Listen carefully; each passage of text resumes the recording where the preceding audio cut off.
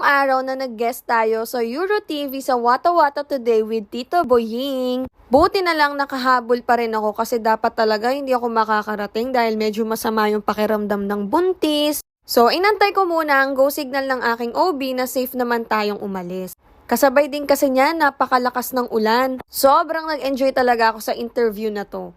Tapos after nga no, nagpunta na kami dito sa High Precision sa Vertis North. Ayan na nga ang mukha ng buntis nung malaman niyang maraming dugo na naman ang kukunin sa kanya para sa kanyang lab test, no? Hindi talaga madaling magbuntis. Yung iba akala nila panganganak lang ang mahirap. Nako hindi, kapag nasubukan nyo na yung klase ng sickness na dinaig nyo pa nag-hangover ng 10 beses araw-araw, baka hindi na kayo mag-anak. Pero para sa katulad ko na PCOS fighter, syempre tiis tayo para sa ating mga babies. Buti na lang pinapakalma din ako nung nag-extract ng dugo sa akin. Nakakabahan pa nga ako, baka maputukan na naman ako ng ugat. Buti na lang, hindi.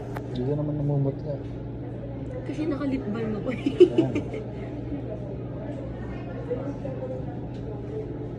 Mga 10 bote na lang. 10 tube. Ano naubos? Tatlong galon na lang. Tatlo na lang. Hindi siya naubos. Naubos yung dugo ko.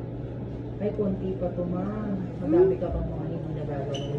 Pagtapos nga namin sa High Precision, pumunta kami dito sa Chicken Bacolod dahil nga nagugutom na daw si asawa. Umorder si asawa ng pecho inasal, yung only rice, and syempre ako naman is yung paa only rice din. May kasama din pala yung atsara, pero di naman kasi ako kumakain ito, kaya binigay ko na lang kay asawa. Ulat talaga ako kasi crunchy pala tong inasal na to. Sakto, ilang araw na rin kasi talaga ako nagki-crave sa chicken oil at inasal. In fairness, masarap ang kanilang chicken inasal. Lightly crunchy in the outside and juicy naman siya sa loob.